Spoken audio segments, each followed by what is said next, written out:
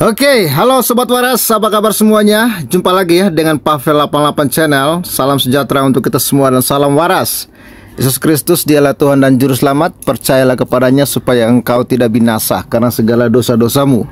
Hanya Yesus yang sanggup bebaskan Anda dari dosa, kutuk dan maut, dan memberikan kepada Anda hidup yang kekal. Ingat, di luar Yesus Anda pasti binasa, karena tidak ada keselamatan lain yang Allah sediakan untuk manusia bisa masuk dalam kerajaan surga. Hanya Yesus yang disediakan oleh Allah langsung. Makanya Yesus berkata, "Akulah jalan dan kebenaran dan hidup. Tidak ada seorang pun yang datang kepada Bapa di surga kalau tidak melalui aku." Ya, bahkan waktu Yesus dibaptis muncul ya suara dari surga yang mengatakan, "Inilah anakku yang kukasihi, kepadanya lah aku berkenan." Artinya apa? Tidak ada yang berkenan di hati Allah kecuali Yesus. Jadi siapa yang percaya Yesus, dia juga akan berkenan di hati Allah. Karena para siapa yang percaya kepada Yesus tidak binasa, melainkan beroleh hidup yang kekal. Amin.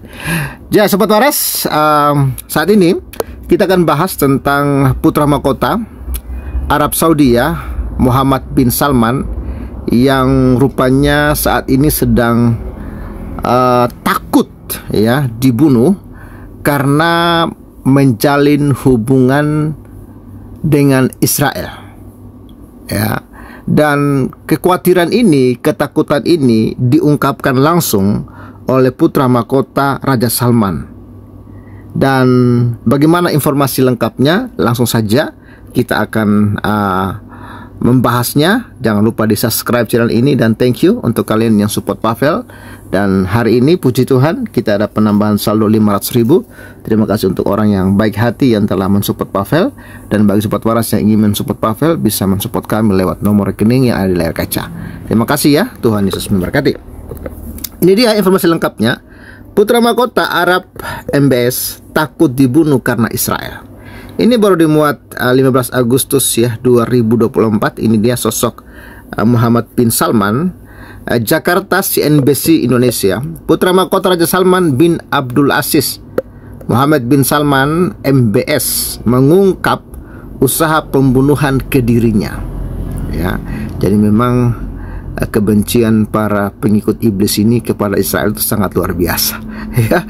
Bahkan kalau ada yang mau dekat-dekat dengan Israel, apalagi dari dunia Arab ya, atau dari negara-negara Arab, itu memang ancamannya memang halal darah, kawan-kawan ya. Ya, hal ini dikatakannya penguasa de facto kerajaan Arab Saudi itu ke anggota parlemen Amerika Serikat, sebagaimana dimuat laman Politico. MBS tahu banyak tentang pembunuhan.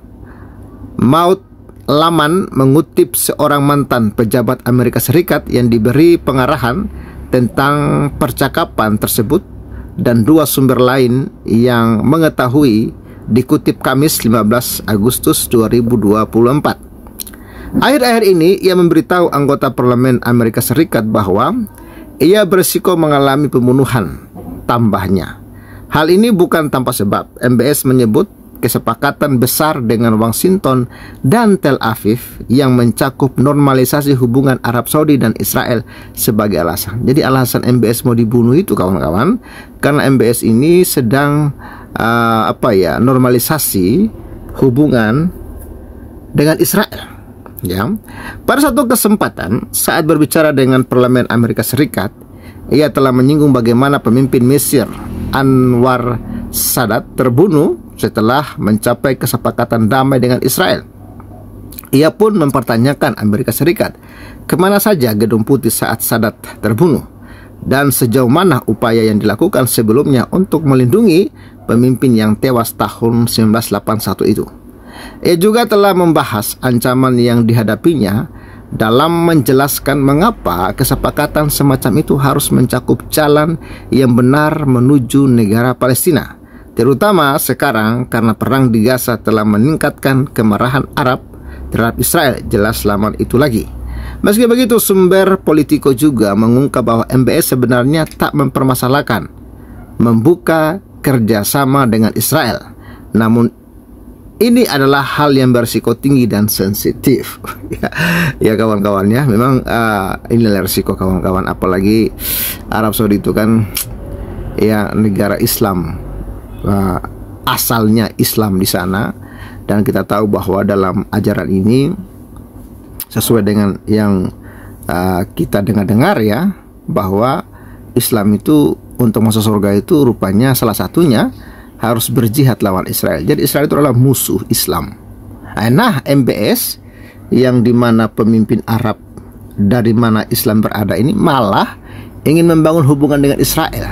Ya, wah ini sudah melanggar Al-Quran, ya, sudah melanggar sunnah Rasul, ya, sudah melanggar syariat lah atau gimana begitu ya.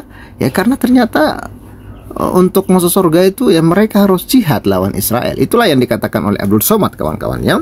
Nah, jadi jangan heran kalau memang negara-negara Muslim itu banyak yang membenci Israel karena ajarannya seperti itu. Ya, yang kita ketahui ya, sejauh yang kita ketahui seperti itu. Dan yang beredar juga saat ini di media sosial juga seperti itu. Ya, walaupun ada juga negara-negara Islam yang sudah tidak mempedulikan atau mungkin tidak mempercayai ajaran tersebut, ayat tersebut, sehingga mereka tetap menjalin hubungan dengan Israel kawan-kawan, karena mereka tahu Israel ini memberikan banyak keuntungan. Ya, bayangkan tanpa Israel apakah Anda akan menemukan teknologi-teknologi di dunia ini? Ya, jadi serba salah, satu sisi benci tapi satu sisi cinta kepada teknologi-teknologinya. Ya, munafik juga sih sebenarnya. Ya, tapi itulah realita kawan-kawannya. Ya. Sebenarnya poin-poin pembicaraan antara Arab Saudi, Amerika Serikat dan Israel dirahasiakan dan masih dikembangkan. Tak hanya soal pembukaan hubungan Arab Saudi Israel, tapi juga komitmen Amerika Serikat terhadap Arab Saudi yang di dalamnya berisi jaminan keamanan melalui perjanjian, bantuan untuk program nuklir sipil, dan investasi ekonomi dan berbagai bidang seperti teknologi. Ya, jadi memang ada banyak manfaat yang akan diperoleh Arab Saudi kalau mereka membangun hubungan dengan Israel, ya. Sedangkan kalau Arab Saudi membangun hubungan dengan negara Islam, ya justru Arab Saudi diperangi, ya, seperti ya Yaman, ya kan, ya, ada negara-negara Arab lainnya justru nggak ada keuntungannya kalau Arab Saudi ini bekerja sama dengan negara-negara Islam, nggak ada untungnya. Ya paling keuntungannya itu naik haji kawan-kawannya, karena mau tidak mau semua orang Islam harus naik haji, ya. Tapi yang selain itu nggak ada keuntungannya, karena banyak Arab Saudi diperangi terus tuh sama si Houthi Yaman, ya, dan tidak ada jaminan bahwa Arab Saudi itu akan damai kalau dia dekat dengan negara-negara Islam. Sudah terbukti ya bagaimana kemunculan ISIS, ya, kemunculan Taliban, ya, Boko Haram, jihad Islami, itu semua Anda tahulah ya bagaimana negara-negara Islam itu hancur berantakan, perang saudara, ya, perang sama agama Islam, yang akhirnya banyak ya warga-warganya yang lari mencari suaka di Eropa, ya. Setelah mendapat suaka di Eropa, malah jadi biadab. Nah, itulah juga yang menjadi persoalan, ya. Oke, beberapa laporan juga menyebut nantinya Arab Saudi akan membatasi hubungannya dengan Cina sebagai timbal balik ke Amerika Serikat. Pembukaan hubungan Arab Saudi dan Israel, baik diplomatik dan hubungan lainnya, menjadi imbalan lain. Jika hubungan keduanya terjalin, maka ini akan menjadi sebuah keuntungan besar bagi Israel, mengingat petingginya Arab Saudi di antara negara-negara Muslim, ya. Pentingnya Arab Saudi bagi negara-negara Muslim. Namun yang membuat MBS kesal, ya, pemerintah Israel tidak mau memasukkan kemerdekaan Palestina dalam fakta tersebut. Tak ada komitmen kredibel yang ditunjukkan negeri Yahudi, ya. Gimana ya? Sebenarnya persoalan di Palestina itu bukan soal merdekanya kawan-kawan. Persoalannya itu Palestina itu menjadi kantong teroris yang akan membahayakan Israel gitu loh. Jadi kalau Israel membiarkan negara ini merdeka, yang terjadi adalah apa?